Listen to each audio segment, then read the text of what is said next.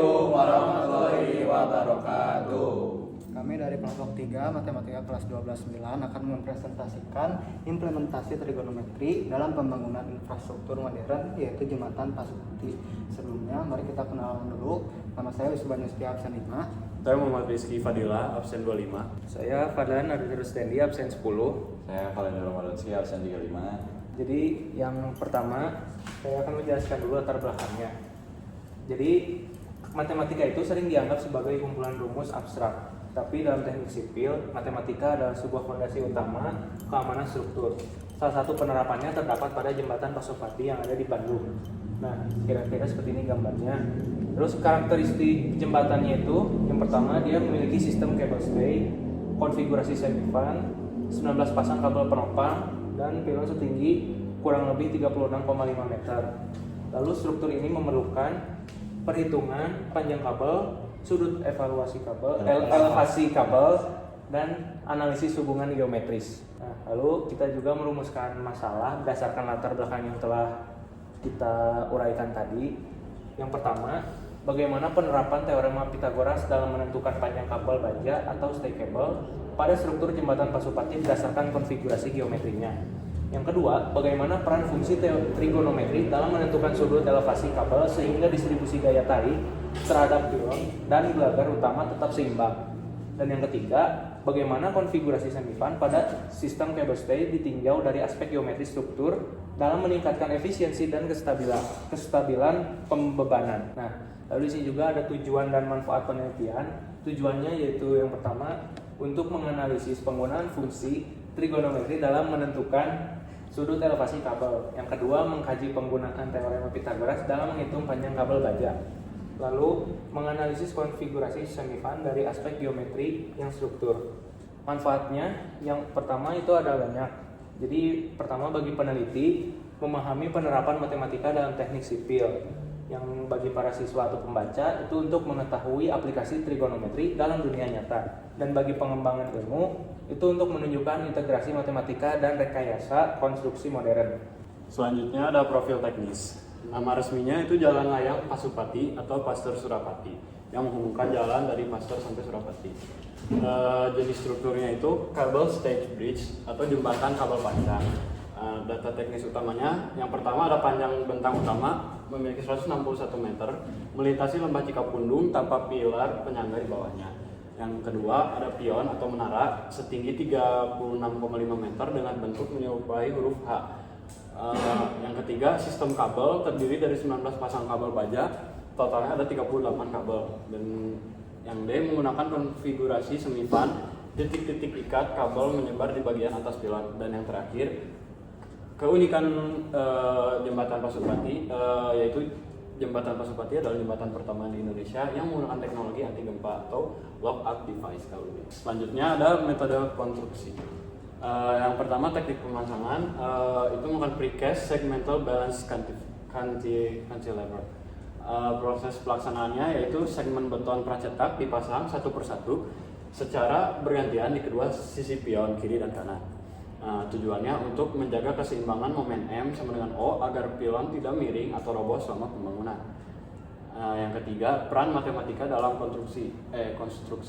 Setiap kali satu segmen beton ditambah, gaya tarik kabel harus dihitung ulang agar pilon tetap tegak lurus atau simetris. Dan yang terakhir, presisi sudut kemiringan kabel sangat menentukan keberhasilan pertemuan dua sisi bentang jembatan di tengah-tengah. Selanjutnya, di sini ada penerapan dari teorema Pythagoras, yaitu pada sistem cable stay jembatan Pasupati setiap kabel membutuhkan segitiga siku-siku. Nah, di sini rumusnya adalah L sama dengan X akar dari X kuadrat ditambah Y kuadrat, di mana I itu adalah tinggi pilon, X itu adalah jarak horizontal dari dek, dan L itu adalah panjang kabel. Nah, bisa lihat di sini bahwa rumus ini itu mempunyai manfaat, yaitu panjang kabel tidak ditentukan sembarangan. Harus menghitung presisi berdasarkan tinggi dan jarak horizontal. Dan yang terakhir, kesalahan kecil pada X atau Y akan mengubah panjang kabel dan akan mempengaruhi sudut dan distribusi gaya. Lalu di sini ada penerapan trigonometrinya, yaitu menganalisis sudut dan distribusi daya. Nah, karena kabel itu membentuk sudut TH, nah makanya gaya tarik total yang diuraikan menjadi dua komponen, Yang pertama dari sinus, yaitu sin theta sama dengan y per l, sama kalau di materi SMA itu sin demi depan per miri, yang digunakan untuk menghitung gaya vertikal, yaitu ty sama dengan t sin theta untuk menahan berat kendaraan dan rem. Selanjutnya ada cosinus, yaitu cos theta sama dengan x per l, digunakan untuk menghitung gaya horizontal, tx sama dengan t cos theta, yang berfungsi untuk menjadi gaya tekan pada pilon. Dan yang terakhir ada tangan, yaitu tan theta sama dengan y per x, yang digunakan saat perancangan sudut ideal pada kabel. Nah, kenapa sih jembatan Pasopati itu menggunakan semi fan? Karena kalau fan murni itu semua kabel yang bertemu di satu titik pada puncak pilon itu, terus terjadi penumpukan gaya horizontal besar dan konsentrasi dengan tegangan tinggi. Sementara jika semi fan, kabel tersebar di sepanjang bagian atas pilon. Sudut tiap kabel berbeda, distribusi gaya lebih merata, mengurangi konsentrasi beban di suatu titik, dan lebih efisien dan stabil secara struktural. Oke, selanjutnya ada teknologi tambahan seperti yang udah dijelasin sama Fadil tadi. Kalau misalnya jembatan Pasopati itu merupakan jembatan pertama yang dibuat dengan teknologi LDP atau lock-up device, yang dimana alat ini adalah alat yang sangat penting sekali untuk meredam gempa. Kenapa? Karena Pasopati ini terletak di Bandung, dan seperti yang kita tahu, kota Bandung itu sangat dekat dengan sesar Lembang. Dengan cara mendistribusikan gaya horizontal secara merata saat terjadi guncangan mendadak, itulah fungsi dari si LDP tersebut. Kesimpulannya, berdasarkan hasil kajian dapat disimpulkan bahwa penerapan teorema Pythagoras dan trigonometri pada jembatan Pasopati merupakan fondasi utama dalam perancangan struktur cable stayed bridge. Perhitungan geometri yang presisi memungkinkan penentuan panjang kabel baja secara akurat, sehingga distribusi gaya tarik dapat diuraikan menjadi komponen vertikal dan horizontal yang seimbang. Konfigurasi semi-fan terbukti rasional secara struktural karena mampu mendistribusikan gaya secara lebih merata tanpa menciptakan konsentrasi tegangan berlebih. Selain itu, metode precast segmental balance cantilever menunjukkan bahwa keberhasilan konstruksi sangat bergantung pada prinsip keseimbangan matematis baik dalam kondisi akhir maupun selama proses pembangunan berlangsung. Nah, dengan demikian, geometri dan trigonometri tidak hanya bersifat teoritis, tetapi berperan langsung dalam menjamin keamanan, efisiensi, dan keberlanjutan infrastruktur modern.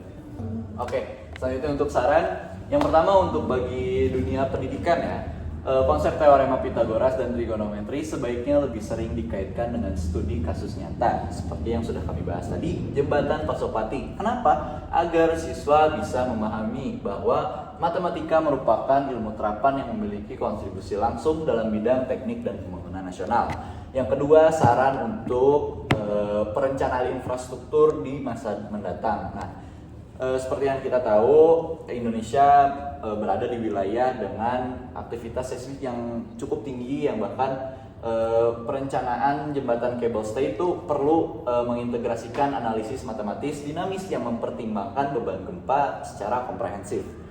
Penggunaan teknologi tambahan seperti lock-up device yang sudah tadi disebutkan atau sistem peredam lainnya perlu dirancang berdasarkan simulasi matematis yang matang. Lalu saran yang terakhir, yaitu bagi penelitian lanjutan, perlu dilakukan penelitian lebih lanjut terkait kondisi kabel baja setelah bertahun-tahun beroperasi, khususnya mengenai potensi kelelahan material atau cable fatigue. Analisis numerik lanjutan dapat membantu memprediksi sisa umur layan struktur sehingga pemeliharaan dapat dilakukan secara preventif dan terukur. Selanjutnya, ini ada proses dibuatnya atau dibangunnya jembatan Pasopati. Bisa dilihat sendiri dari gambarnya yang sebelah sini. Ini masih tahap erection atau penegakan. Nah, ini juga sama, bisa dilihat beton-betonnya dipasangin satu-satu, pilon kiri, pilon kanan. Ya, segitu aja. Mungkin sekian dari kelompok kami. Mohon maaf bila ada salah ucap atau dan sebagainya. Wassalamualaikum warahmatullahi wabarakatuh.